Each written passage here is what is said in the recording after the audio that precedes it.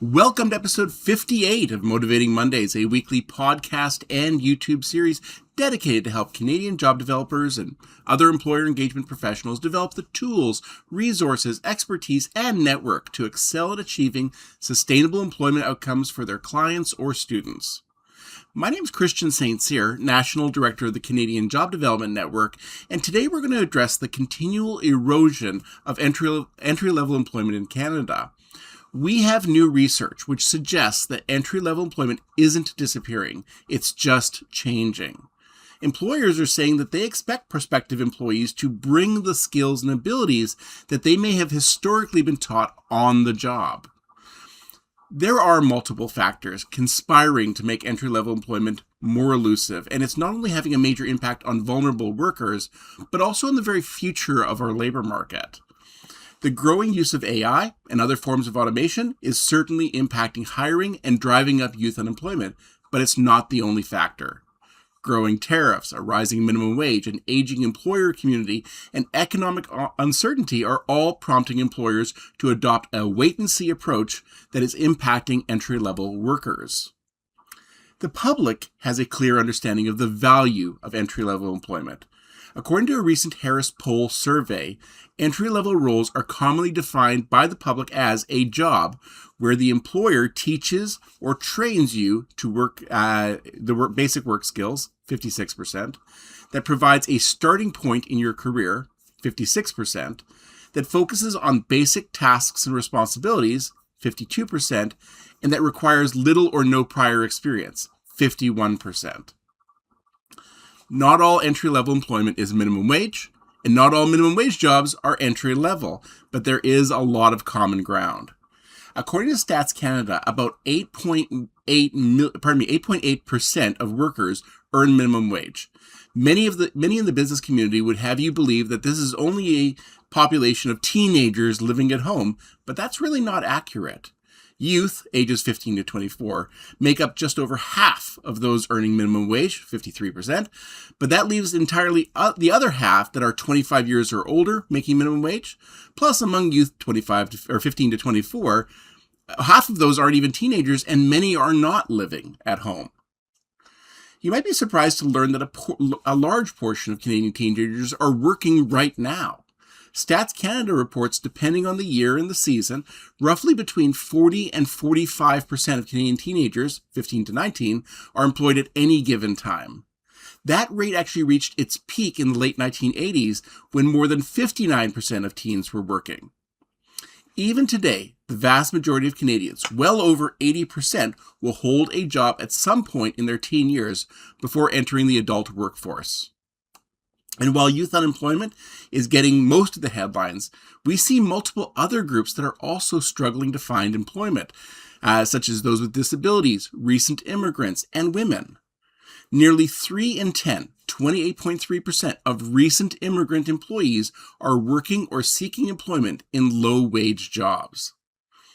Among men and women worked in low-wage jobs 28.7% of the time, compared with 18.8% among men. No surprise to many job developers, entry-level employment is critical to a large segment of society, and we are seeing these jobs seemingly evaporate before our eyes. Recently, Express Employment Professionals commissioned a white paper titled "Sounding the Alarm: The Narrowing Path to Work." And this had the tagline of "Why Protecting Entry-Level Jobs Matters for Workforce Readiness and Long-Term Economic Health." This is what Bob Funk Jr., who is the CEO and president and chairman of the board of Express Employment International, said. Entry-level employment is evolving, and employees and employers need to be aware of this rapid shift so that they're not left behind. It's right to sound the alarm that we are in a world of dramatic change, but fears that entry-level work will disappear are entirely misguided. From our perspective, the challenge before us is twofold. Job seekers need to reset their expectations, and employers need to remember how critical entry-level work is, both to their success and to the economy's success. The challenges of entry-level employment are evident even in the most recent changes in our labor market. Just this past February, the Bank of Canada Governor Tiff Macklem warned that that while there may be increased demand for workers with AI skills, the flip side is that we may be seeing some evidence that AI is reducing the number of entry-level jobs in some occupations. This is a warning that reflects a level of concern around how quickly entry-level tasks can be automated.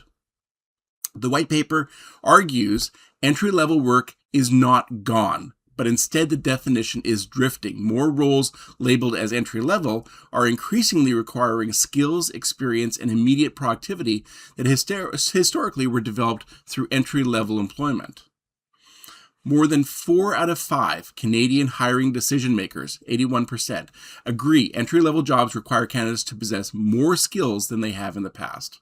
Job seekers agree. More than 4 out of 5 Canadian job seekers, 82%, agree that entry-level jobs require candidates to possess more skills, both hard and soft skills, than they have in the past. The paper states, in today's more competitive entry-level environment, employers are looking for more than minimum qualifications. They want candidates who can adapt, communicate, and learn quickly, often on leaner teams with more tech-enabled workflows. The willingness to learn, 66%. Work ethic, 64%. Dependability, 57%. Communication skills, 57%. And a positive attitude or demeanor, 56%, were among the top skills companies expect candidates to already possess when applying for an entry-level job. While the public may believe that it's an employer's responsibility to train their workers, a considerable portion of employers disagree. More than 2 out of 5 hiring decision makers, 42%, say workers themselves are primarily responsible for preparation to enter the workforce, while 1/4, 23%, believe it's the responsibility of the job or the company that the worker is applying to. This said, there is some mixed messaging. Nearly all companies, 91%, say they train their entry-level employees for success in their current roles and future advancement, most commonly through on-the-job training by other employees, 57%, and company-led training sessions, 53%. In preparing the paper, the authors consulted job seekers to see their preference on how this training should occur. This is what job seekers' responses were. On-the-job training from other employees, 61%, most common response. Company-led training programs, 57%. Mentorship, 49%. Partnerships with third-party training providers offering courses during work hours, 39%. The paper provides insights into how job seekers can be more successful in this job market. They say in a more competitive entry-level market, standing out requires more than meeting the minimum qualifications. Employers are looking for candidates who can demonstrate adaptability, problem solving, and a willingness to learn, often through non-traditional pathways such as self-taught skills and varied work experiences. So the report actually makes recommendations for job seekers. These are some of the things they recommend for job seekers to stand out when they're applying for entry-level employment, or really all employment. Sharpen your soft skills and know how to talk about them. They encourage people to prepare examples that demonstrate adaptability, willingness to learn, accountability, and teamwork. 2. Build familiarity with core tools, including AI, where relevant. Employers may not expect AI experts, but they do value comfort with technology and digital workflows. Next, start where the runway is longer. Smaller employers and growing sectors may offer more accessibility points and training. Next one, do not inflate your resume. Be ready to demonstrate the skills you claim and examples and outcomes. Next one, understand where opportunities are expanding. Target growing industries and roles where demand is resilient. And the last recommendation for job seekers, leverage referrals and relationships. Recommendations can open doors that online applications may not. The authors believe entry-level employment isn't just important for job seekers. Employers gain benefits as well.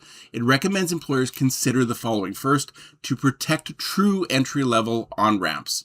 They encourage employers to maintain roles that are accessible with 0 to 2 years of experience and are designed to build work habits and confidence. They encourage employers to align job requirements with real training. If a role is labeled entry level, ensure expectations match what can be learned with structured onboarding and supervision. Next, design roles around growth and not just efficiency. When automating routine tasks, intentionally preserve the practice reps where early career workers can learn workflows, customer interaction, and professional communication. Next, invest in managers as developers. Equip frontline supervisors to coach, give feedback, and develop early career talent, especially in lean teams. Next, use skills-based hiring responsibly. Prioritize demonstrated capability and potential over inflated credential and experience requirements that include first-time workers. Next, build multiple pathways into the organization.